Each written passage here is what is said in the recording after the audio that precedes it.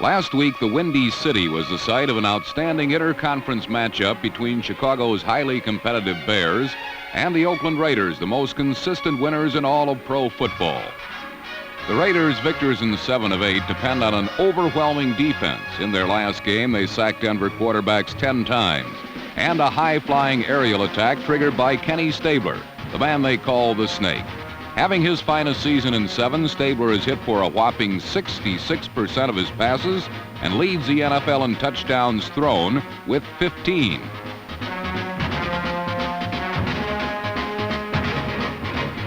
The success-oriented Raiders were well aware they would have their hands full with the vastly improved Bears. In their previous game, Chicago had toppled the Minnesota Vikings from the ranks of the unbeaten 14-13. And as that score would indicate, defense has been their forte. While the Raiders rely on Stabler's air arm, the Bears travel by foot. And if anyone ever fills the shoes of Gale Sayers, it just might be Walter Payton. Payton leads the entire NFL in rushing and has been nothing short of sensational. Today it could be a classic matchup between the runner versus the passer, Walter Payton versus Kenny Stabler. Biggest improvement since the coming of Coach Jack Pardee has been the Bear defense, where number 60, defensive tackle Wally Chambers, plays Dick Butkus to Payton's Gale Sayers. But young Chambers is only one reason the Bears rank second to San Francisco in sacks in the entire league. As Oakland discovered on its first series, number 71, Roger Stillwell, is another. Stillwell is an interesting story. A consensus All-American at Stanford, there was much doubt among pro scouts about his ability to play in the pros. This was evidenced by the fact he wasn't drafted until 12th by the Bears, who planned to try him at offensive tackle. But last year, his rookie season, he played defensive tackle, and this season, after being moved to defensive end, he has blossomed along with the rest of the Bear front four.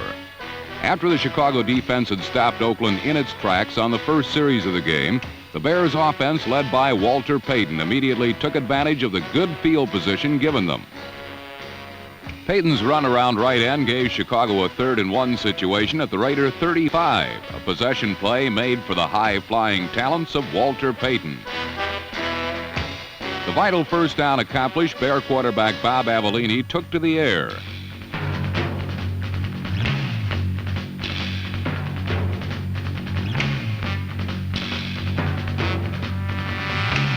Number 89, James Scott, pulled in Avellini's pass for a 32-yard gain to the Raider 8.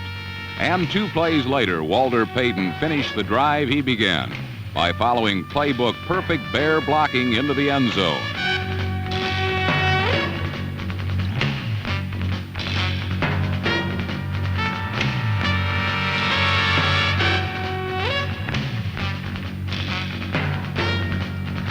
Chicago had drawn first blood by sustaining a 5-minute drive that put them ahead of Oakland 7-0.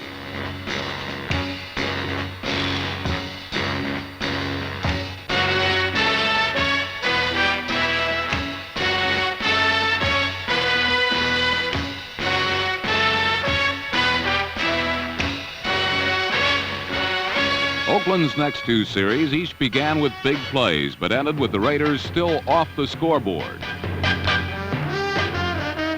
On the first, Stabler passed to a lonely Mark Van Egan over the middle, and if 87 tight end Dave Casper had sustained his block a bit longer, the play might have gained much more than 21 yards.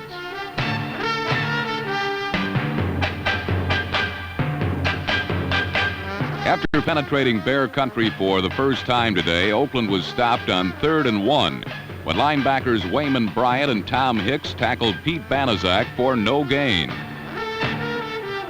The next time they got the ball, Clarence Davis shot through a gaping hole and went 31 yards before going down at the Bear 27.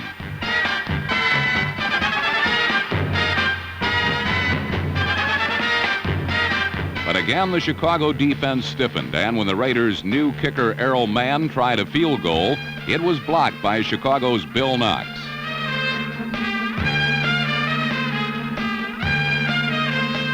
While the Bear defense was smothering the Raiders, Oakland was having equal success with Chicago.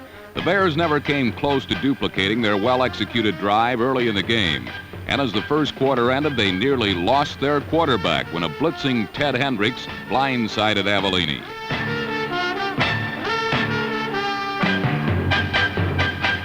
Though he was stunned, the second-year quarterback from Maryland would return to action. But alas for Chicago, so did the missing Raider offense, which finally showed some life at the start of the second quarter. Mark Van Egen's rip up the middle put Oakland close to the Chicago goal, and on the very next play, Stabler passed over the middle to Dave Casper for the touchdown that tied the game.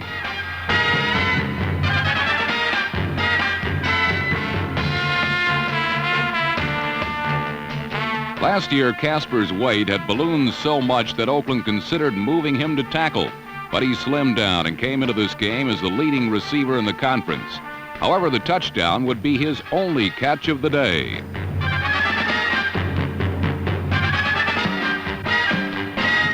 With the score tied at 7, the Bears couldn't get on track. Their only appreciable gain came when Avellini fooled everyone on a naked reverse good for 15 yards.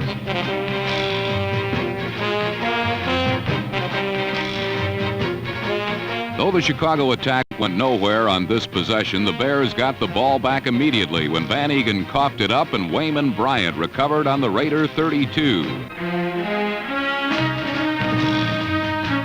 It was a big break coming from a team that makes few mistakes, and Avellini took quick advantage. In the face of a Ted Hendricks blitz that had only the diminutive Payton between him and the Mad Stork, Avellini calmly waited, then threw to Brian Baschnagel over the middle for 17 yards. Baschnagel, a rookie, was a running back and a particular favorite of Woody Hayes at Ohio State. The Bears had him at defensive back, then switched him to receiver and kick returner. According to Coach Pardee, he had the heaviest playbook in camp. The former Buckeyes catch was only the beginning of the end for Chicago, however. The unlikely figure of John Matusak, number 72, arose and halted the Bears' momentum. First catching Payton for a loss of 5 yards, then throwing Roland Harper for a loss of 2. The former number 1 of the Oilers had fallen on hard times before Oakland rescued him, and today their gambles seem to be paying off. After Matusak's demolition of the Bears' running game, what number 24 cornerback Virgil Livers had feared all day finally happened. Stabler exploded the bomb, and he was the victim. Across the line from him was the fastest man in football, Cliff Branch, and as all who go one-on-one with him know, sooner or later you'll get burned. For Virgil Livers and the Bears, the time had come.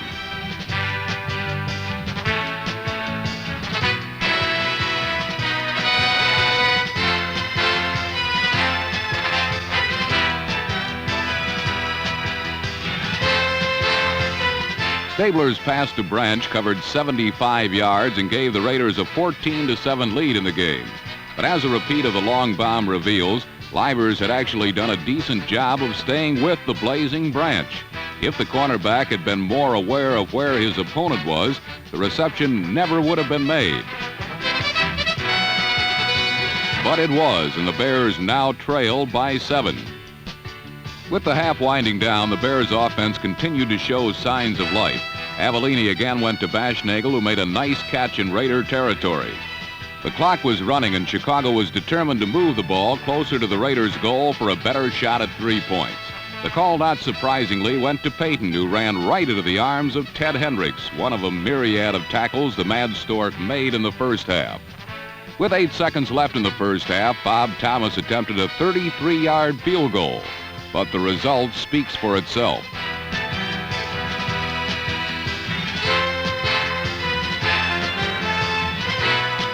With the exception of their one long touchdown-ending drive at the start of the game, the Bear offense had done little in the first half.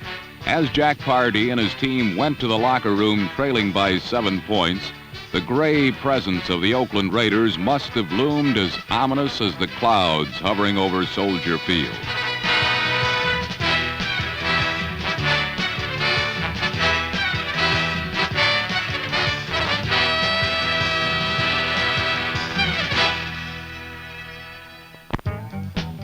Walter Payton was playing this game with an injured ankle, and in the second half, a combination of Oakland defense and a chill factor that made healthy joints ache had him visibly limping every time he carried the ball.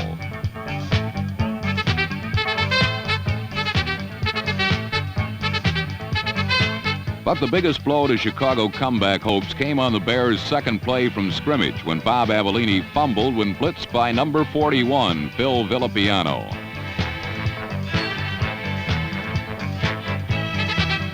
Dave Rowe recovered for the Raiders on the Chicago 20, and after 3 Mark Van Egan runs carried to the 2-yard line, Clarence Davis followed number 63, Gene Upshaw, to a touchdown.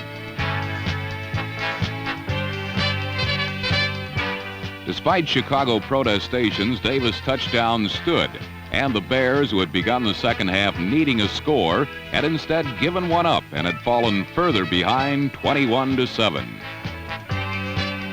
If you've ever wondered how field position can affect the outcome of a game, we now begin a classic case study of this very real consideration. It began with a 60-yard Bob Parsons punt that was downed on the 3-yard line by Steve Schubert.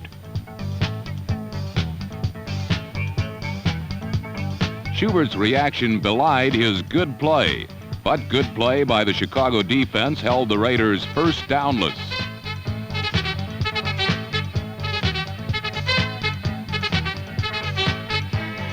Punting from his own end zone, Ray Guy hit just a 27-yarder, giving Chicago the ball on the Oakland 39. And after a run gain 3, Bob Avellini spotted James Scott behind Skip Thomas for the remaining 36 yards. Avellini to Scott brought the score to 21-14. Chicago had taken advantage of an exchange of punts on which they gained 24 yards. Field position and the kicking game, which directly affects it, had gotten the Bears close. And on the kickoff following Scott's score, another kick helped tighten the game even more.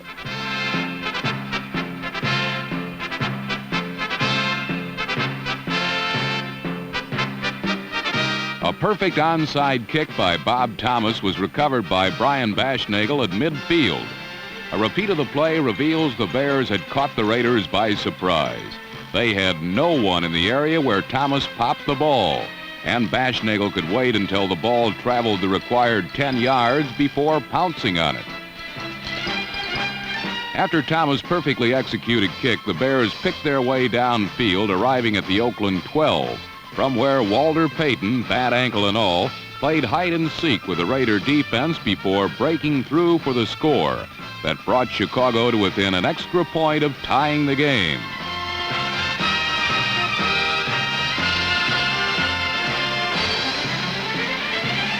Such runs have become routine for Payton, now one of the NFL's premier ball carriers, and the league rushing leader going into the game. Routine, that is, on 2 good ankles. This 12-yard touchdown run came on 1 good ankle and 1 very bad one, although when seen from up top, you'd never know it.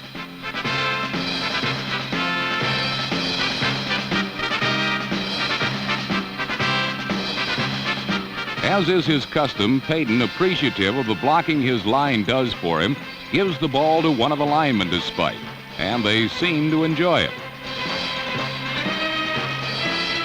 But the celebrating was a bit premature. On the point after, Ken Huff mishandled the snap, and the Bears still trailed by a point. For the Bears, it was a haunting refrain. Just a few weeks ago, they lost to the Vikings 20-19 when they blew 2 conversions, and the one today would prove to cost them another game.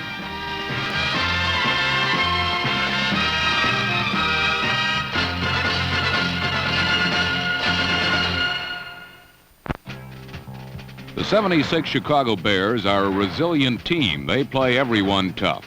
Over the past 5 weeks, they have played Washington, Los Angeles, Dallas, and Minnesota twice. They won 2 of those games and had a chance in the other 3. And the Bears would have several more chances to beat Oakland, their 6th straight juggernaut opponent. After holding Oakland on their next possession, the Bears bounced back once more.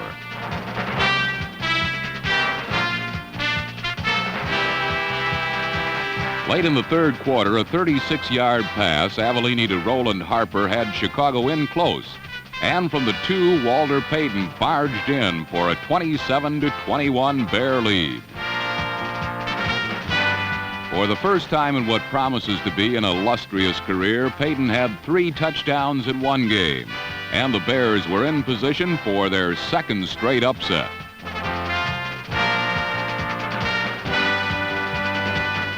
Leading by 6 late in the third quarter, Wayman Bryant exhibited the lengths that the Bears will go for a victory. They are willing to spill their blood for Coach Pardee. Spilling the Gatorade is strictly extracurricular.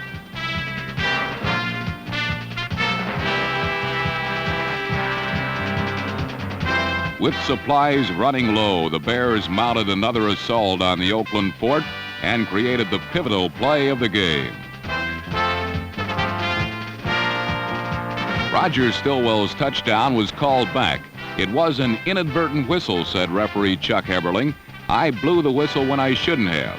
I just blew the whistle when I shouldn't have. And a repeat of the play reveals that Heberling blew the whistle when he shouldn't have. The ball is clearly fumbled before Ken Stabler hits the ground, and the Bears lost a touchdown they could not reclaim.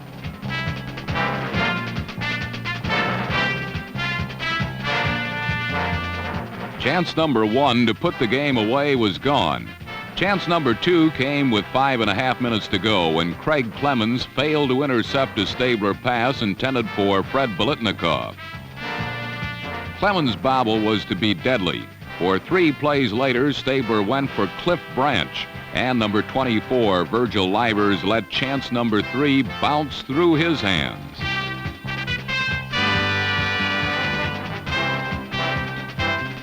Livers' missed interception was obviously far more costly than Clemens, for it resulted in a 49-yard touchdown pass that put Oakland in front 28-27.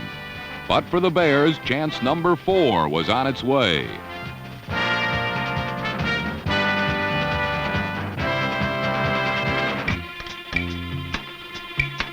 Beginning a drive from their own 34, Chicago methodically punched out 44 yards to the Raiders' 22. The big play, a 28-yard pass from Avellini to Baschnagel.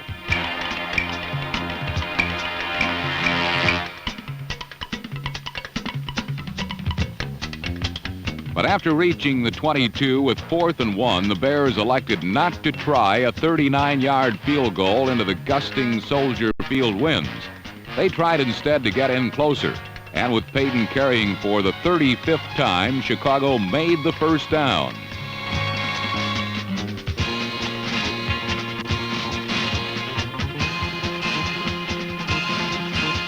The Bears then ran 2 more plays and reached the Raiders' 17-yard line with half a minute to go. With 30 ticks left, Bob Thomas warmed up as Chicago ran its last play, reached the 14 and called timeout. The game would come down to a 31-yard field goal attempt with 20 seconds left in the game.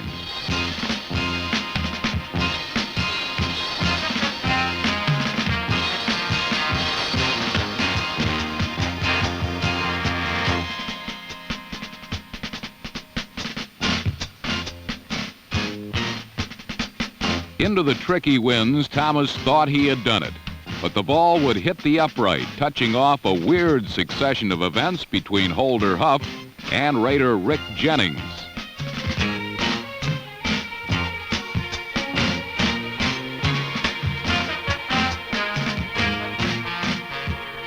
So by the width of an upright, the Bears failed to beat the Raiders.